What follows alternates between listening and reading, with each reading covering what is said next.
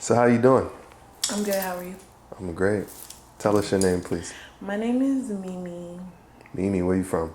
I'm from Miami, Dade Miami. County, Wow. 305. We not Florida. We're from Miami. There's a difference. It's a difference. Clear difference. Clear difference. So how old are you, Mimi? I'm 20. 20 years old. So you're recently from Miami. I guess you can say that. I guess. That's what's up. So how was it growing up in Miami? Cutthroat. Even though like I'm from the suburbs and everything like that, but I'm very familiar with like the city and the hood life and everything like that. So How'd you get familiar with that? the schools I went to, my mom's also, she works in the school system and she's never been anywhere except Liberty City. So we used to go to aftercare out there. We was very like involved in the neighborhood, things like that. So how'd you grow up as a kid? Did you have both parents? Absolutely not. My dad dipped out when I was about 3. I have 2 younger sisters also. My dad dipped out when I was about 3 and my younger sister was 1. So, yeah, he went off and he has a family and everything like that. But my mom always been down for me. Yeah. She took good care of me. She has 5 kids. She has 2 boys as well. So she's an independent woman, single parent. Yeah. Did you eventually get another male figure or mentor in your life? I've had quite a few. She does have a boyfriend, fiance, whatever you want to call it.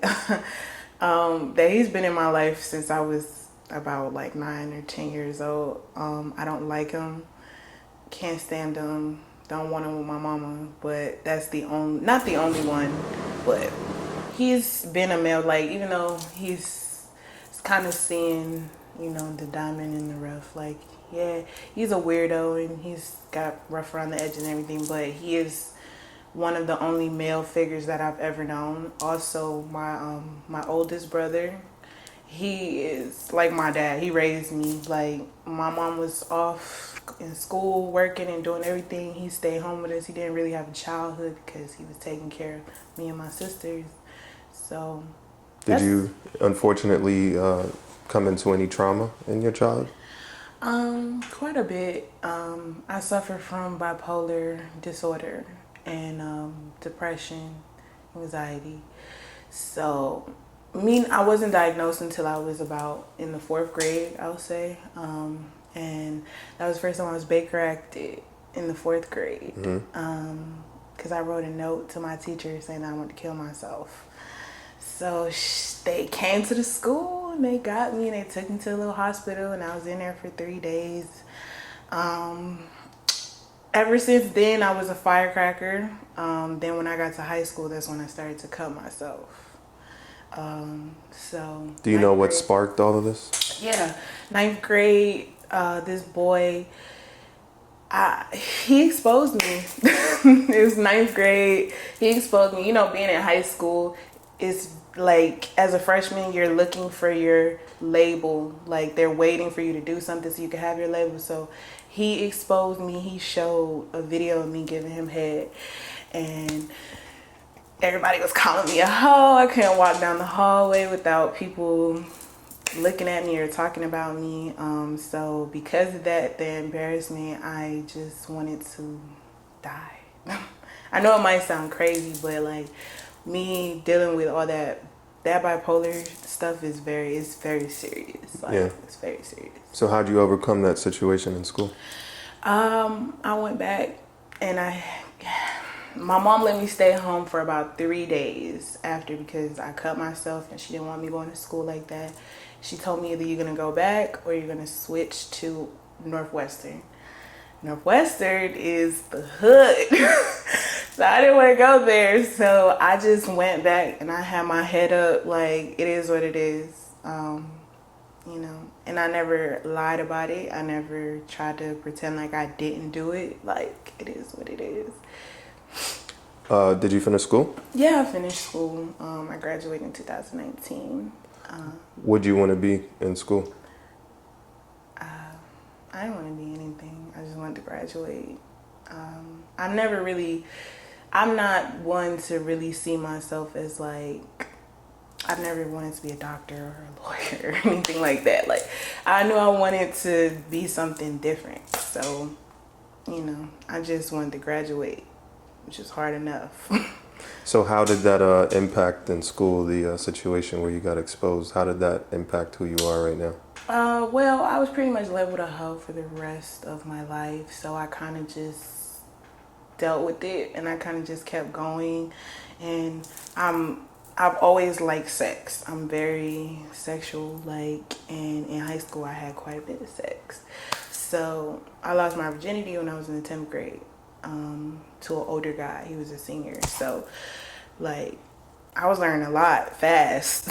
So I just, you know, and I was honest about it, and people respected me for being honest about it and not like trying to pretend. So now I'm like super confident because of it. Like, as far as a man is concerned, like, I know what I want from a man. You can't give me that. Like, that's just, I've gotten stronger, just much stronger. So how do you describe what you do right now for a living?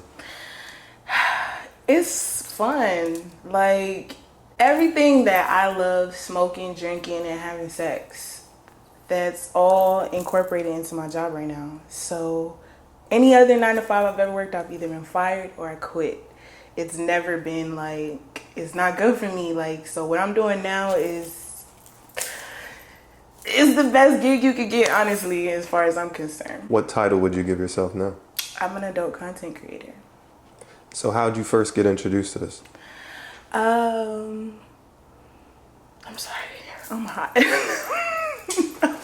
It's okay. Lights are bright. Yes. How I first got introduced to it, my dad threw me out of his house. And I was living with my dad for about 5 months, me not knowing him, because like I said, he dipped out when I was 3. So he never was really there. He just caused a lot of drama in my life growing up. So me going to live with him was after I got out of the mental hospital. I think it was the last time I got out. And it was like a new start. So I went to go stay with him and he ended up throwing me out. Why'd he throw you out? For smoking weed. Now my daddy is from Scott Projects. You from Miami, you know what the Scotts is. Like, he used to sell weed, you know what I'm saying? So it's like, it's crazy to me. And for him to have not been in my life growing up, he wasn't at my graduation, he wasn't at my prom, he wasn't there when I first cut myself. So, you know, he just wasn't really there, and he just couldn't deal with the weed smoking, I guess. And he just threw me out. Literally took me to my mom's house and dropped my shit on the floor in front of her house. Took my phone from me on a Tuesday. Mind you, I had a job and everything. So I ended up having to catch the bus and the train and walk to get to and from work. And that would be hours out of my day and time and shit. Like, it was a lot. So I did that for about 2 months. And then I ended up calling and saying I quit. And I filled out an OnlyFans application on the train. On the way home, I filled out an OnlyFans application because I had been doing Instagram lives and everything. Like, I had got introduced to it, like playing with myself and things like that. So I was like, they were saying you could really make some money from this. And where I was at, it was like, fuck it, man, I'm losing money going to work every day, waiting on public transportation. I'm losing money. So why not? So Where'd you work, by the way? I worked at Jackson South Hospital. I was a medical records specialist. I love that job. Why'd you love the job? What was good about it? I loved it because it was like, it wasn't a job. It wasn't a hard job. Like, it was something that I could do, and it, like, I belonged somewhere. And for a second, I felt normal. But my dad snatched that from me, so. You had to do what you had to do. I had to do what I had to do. And I was like, Mia, you know you ain't normal, girl. You know you ain't normal. What the hell is normal anyways? Right. So, started OnlyFans. Did you have fans that you knew in person? No. No. Everybody that was on my OnlyFans was like old white dudes, like people from Africa and India and stuff like that. Because again, I started on Instagram, so my Instagram was generating to my OnlyFans, which was getting my income and everything. So all those people on Instagram has a lot of weirdos on it. Y'all know that. So it's like it just was a bunch of weird people. I've only actually seen maybe 2 or 3 people that I know for real, like on my OnlyFans. Does your mom and dad know what you do? My mother knows. My dad is a bit in the dark about it. You know, that's a complicated situation with my dad. But my mom, she's aware of it. You know, she doesn't accept it or anything, but she knows that I'm gonna do what I want to do, no matter what. So she just wants me to be safe, and as long as I'm happy, I think that's what she cares about. So what are you known for on your OnlyFans? I have no idea. Honestly, I just make content. Like, one of my fans could probably tell me what I'm known for. Like, I'm known for my natural body, I could say that. Because when I get on camera with other girls, it's like they all got surgery. They all look crazy. Like, not crazy, but they all have like a kind of, and I'm just there in my little booty. So. How do you decide who to make content with?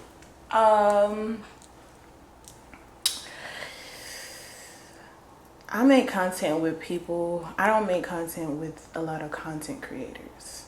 I make content with a lot of people that I meet like in person and stuff like that. I guess I just haven't gotten into like that high to where I can be able to travel and go different places and like work with content creators. I'm not there yet. So I just work with the people who's in my vicinity and things like that. And I choose them based on, like, I could tell it'd be weird, you know, like I choose them based on the size of their, and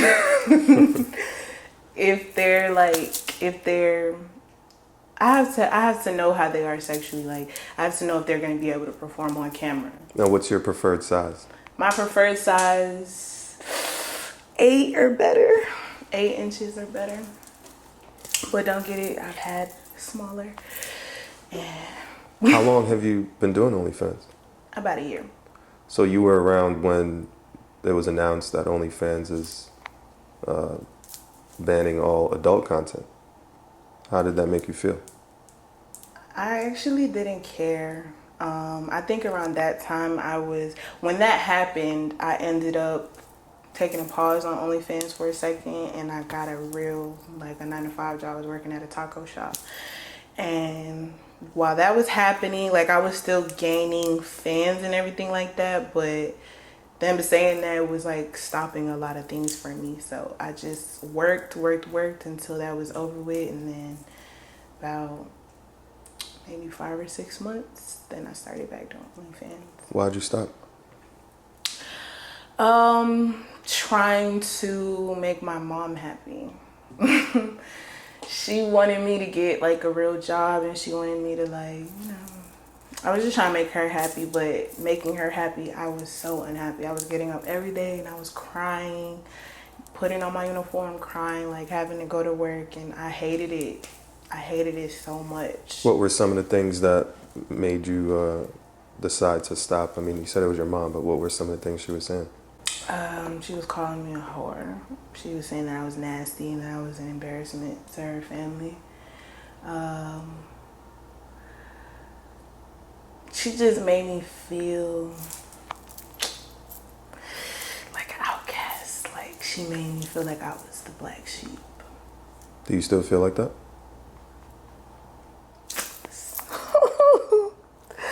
Stop. I'm trying not to cry. Okay. Yeah. So do you have any plans to speak to her or change her mind, or I mean, where do you go from there? Like I said, she knows what I do. Like, on the way here, we got into an argument because I was getting my hair done and I was like getting dressed and stuff, and she was like, where the hell are you going? And it was hard for me to tell her that I was coming somewhere to like talk about my sex work. And she was just like, so you, then she asked me about she actually asked me about a TSA position that I was supposed to get. And I told her that I didn't get it because I missed my drug test. I was gonna fail it anyways. So she was like, so you're just gonna keep doing that dumbass shit? And I'm like, I'm having fun, Mom. I'm 20 years old. Like, can I live a second? But So she's old school. Do you think you're far away from being totally independent from your mom? I don't think I'm far enough. I think under the right circumstances, if I really want something, I'm gonna do it. That's one thing about me. So whether that's like having to get, because right now I'm trying to get into FIU so I could have somewhere else to live, because I don't want to live in my mama's house. So if I get in there, then I'm gonna go stay over there and I'm gonna go to school and shit. And I don't care how many student loans I gotta take out. Like, I ain't going back, because it's just, that's my home, but it's toxic, and that's where I feel the least safe anywhere on this earth. That house is like the worst memories ever. What are you gonna go to school for? Women and gender studies. Why? Well, I wanna study. That teaches you about sexology and not sexology. I'm sorry, sexuality. It teaches about sexuality and all things women. I'm a big feminist. I'm very big on like women's rights and things like that. So I want to study that, and it's gonna put me on track for sexology, which I could become a certified sexologist once I do that. Who knows where I could do a lot of things, but I know that sex is definitely sexual, all things sex. Why do you think you love sex so much? I don't know. I just always been that way. Like, even as a kid, like I started masturbating when I was like 7, like even as a kid. So, and I think it's kind of an art, procreation, like I think it's kind of an art. Do you remember your first encounter with sex? I do.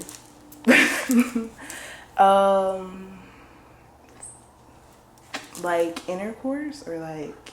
Well, your first encounter, not necessarily when you lost your virginity, but your first encounter with either porn or either some type of molestation or assault. I had to be about 9 or 10. 9 or 10. Started watching porn. Like, I was masturbating when I was 7, though. Yeah, when I was 7, I was masturbating. I was humping pillows when I was 7 years old. So what thoughts? I have no idea. I can't even remember because I can't think that far back right now. But, like, I would just hump Like, the where pillow. did the sex come from? Where did the sexuality come from?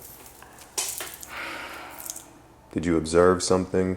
I didn't see anything. My family wasn't. I was just always, like, I always was, like, very touchy and playing, like, I just was always like that. I don't know if I don't know if I maybe saw something that I shouldn't have. I have no idea.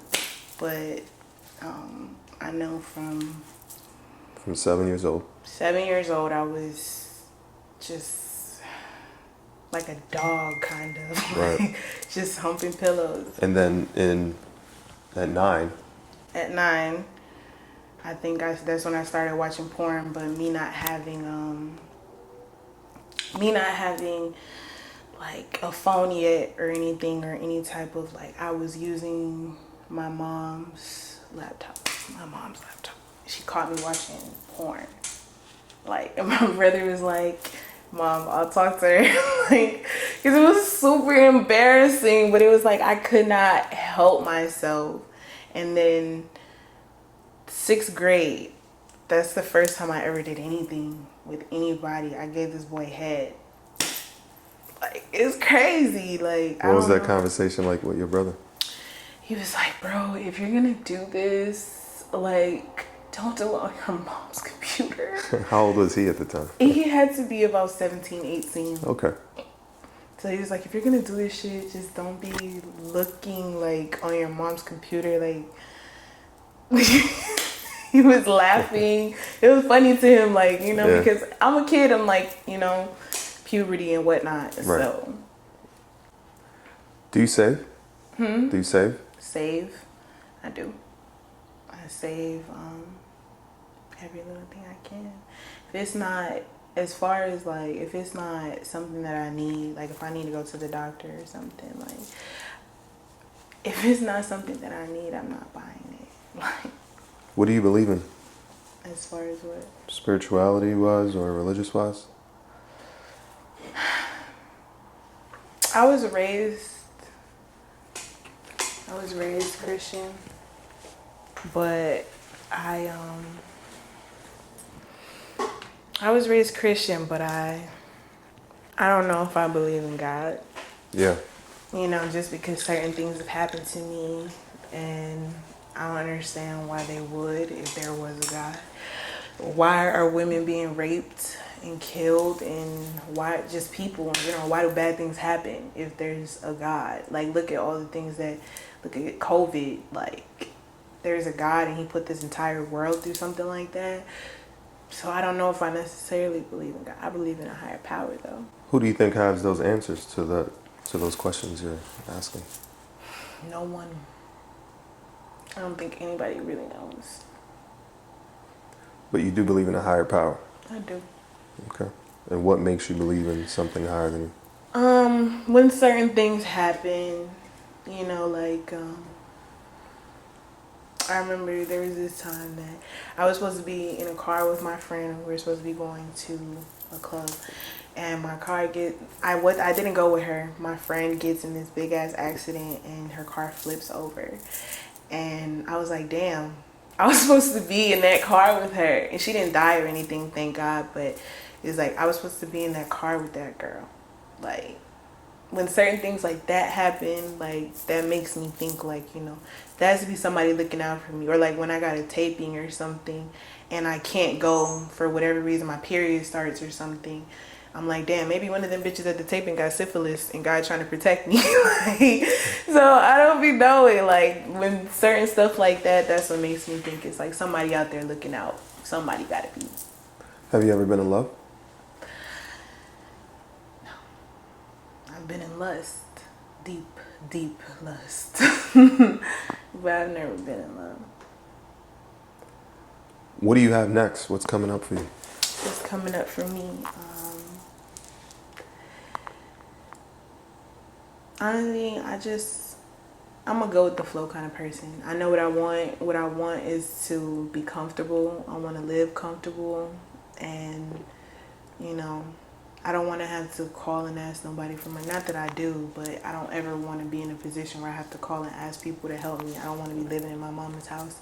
I know what I want, and I don't necessarily got to be rich. The things that I want don't have to make me rich. So, you know, I just kind of go with the flow. Do you feel like you've lived a good life so far? No. What do you think will make it better?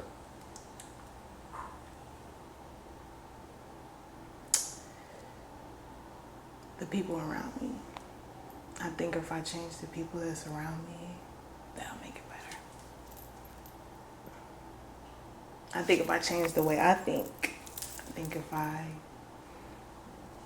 really focus on what I want, that'll make it better. But because of other distractions in my life, that makes it hard to focus. Do you seek therapy at the moment? I probably should, right? Because I'm here about to cry. I probably should, but no. But you've been in therapy throughout your childhood. I have. What was your experience? I've had, honestly, the only therapists I've ever had have been people who were prescribed to me by the government. So I don't trust no damn government. I think that they trying to do something to me. Like, and then again, it's like about, I don't know about telling my business to a complete stranger. What the hell you know about me? What the hell you know about what I've been through? And how can you, even if I tell you what's wrong with me, how you gonna fix it? Well, the idea is not for them to fix it. The idea is for them to help you see the problem and guide you through fixing it. So almost like a soundboard or a mirror, right? Where you're seeing yourself, you get to hear yourself. And so you're not coming from a first person point of view, you're coming from a third. You get to observe. So that is sometimes the benefit of professional therapy. Right.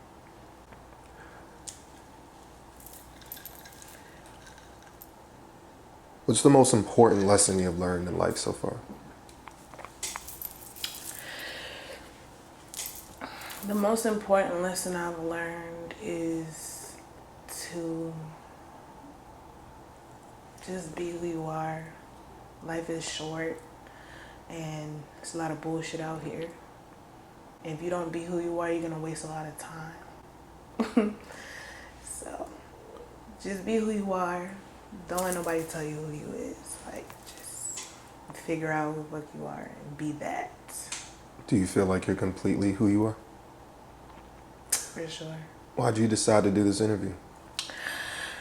Because I guess I got a story. You know, I feel like I got a story and I want to tell it. So. What do you think someone watching this interview might learn from hearing you speak? I don't know. It depends on what they're going through in their life, and whatever it is, I hope you do take something from it, because I'm 20 years old, but I've been through enough shit to be 50. You know what I'm saying? Like, it's a lot. Life is a lot. So whoever's watching it, like, I just hope they take something from it. What's your sign? I'm a Cancer, so I'm a crybaby. I'm super sensitive. If you had a dinner and you had to invite 5 people to this dinner, name 5 people that you would invite.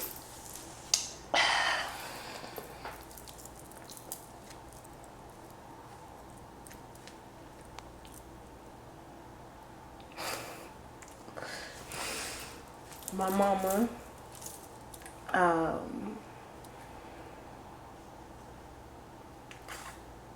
Langston Hughes. Alvin Ailey. Oprah. How many is that? It's 4. That's 4. And Jesus, if he exists. Since Jesus is this higher power, I would want to see him. I want to meet him.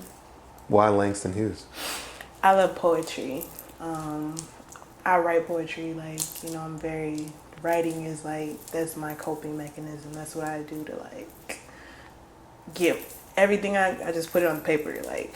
So Langston Hughes is one of my favorite poets in the world. I feel like he really speaks to me, and just like everything, I don't know, he just speaks to me. You know, like how raw waves speak to some people. Like, he speaks to me like that, you know. Do you have a poem that you know by heart you can share with us? I don't share my poetry. A quick 16? Quick 16. I don't share my poetry. Okay, that's fair. I'm very sensitive about it. It's very, like, you know, because a lot of it's kind of dark. Some of it's sexual, some of it's, you know, it's just different. You know, I don't know if people are going to like it, so I don't share it. Maybe your fans will like it. Maybe they would. It would be good to know my fans like me for other things other than my vagina. That would. That would complete I don't the picture, remember right? anything, though. Okay. 4 places you want to visit that you haven't been. 4 places, Colombia. I've never been. And why Colombia? Because that's my hometown. Well, not my hometown, but that's where my ancestors are from. I have a lot of family there, and it's beautiful. Like, out there, it's just beautiful. Like, if I were retired, I probably would retire to Colombia. Because it's just beautiful out there. 3 more places.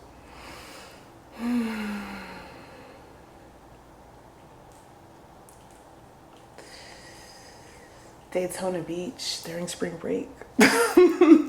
I've never done spring break, so that's on my bucket list.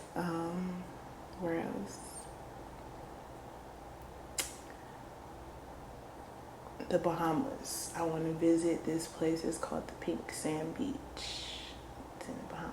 I think it's beautiful, so I want to see it.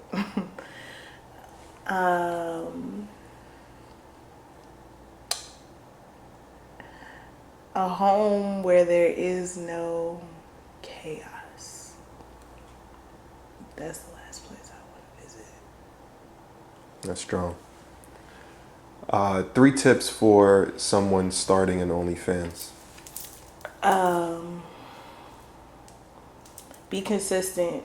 All the time and everything that you put in is like very, very important. So be consistent so you can get your traffic up.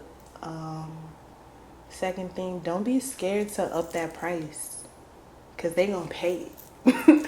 Don't be scared to up your price. And third, don't be scared to think outside the box. Don't be scared to do something different.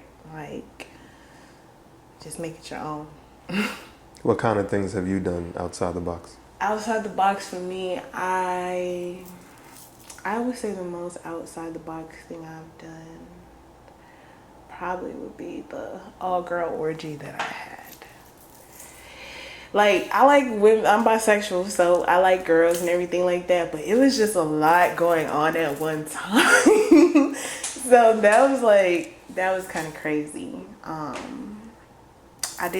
was with 2 guys before. That was super outside the box because I would never do that. But I just did it for views, literally. So Did it impact your views? it did. It did. People was like, it just brought more attention to my page. Like, somebody see that clip, like, or even a screenshot of it on Twitter, and they're like, oh shit, what's going on right there? Like, they want to see what's going on. And so that was when I was, a little bit lower in my following and everything like that, and trying to get my traffic up.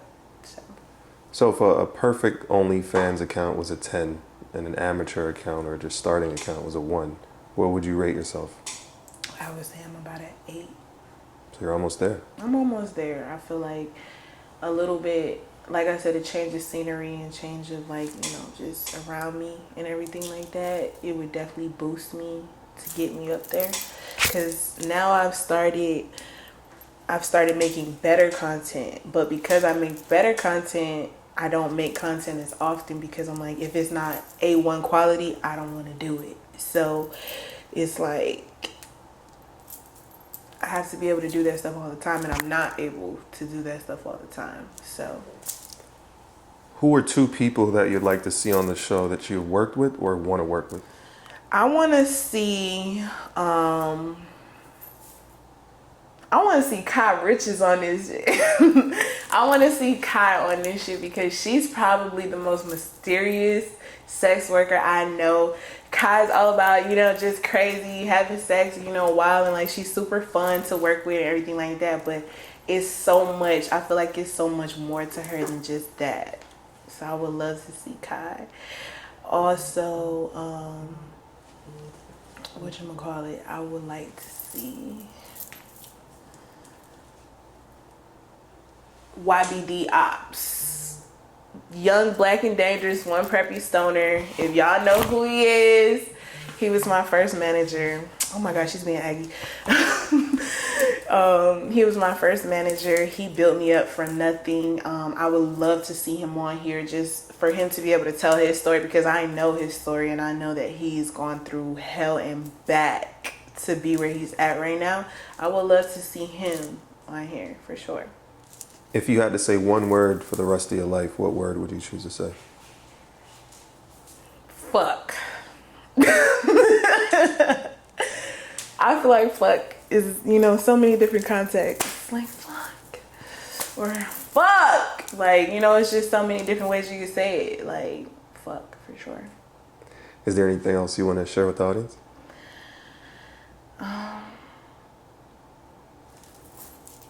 Thank y'all. Thank y'all for watching me. Thank y'all for listening to me. It's been real. All right. make sure you stay tuned. Much love. Thank you for holding space. I appreciate your time. Of course. Ciao.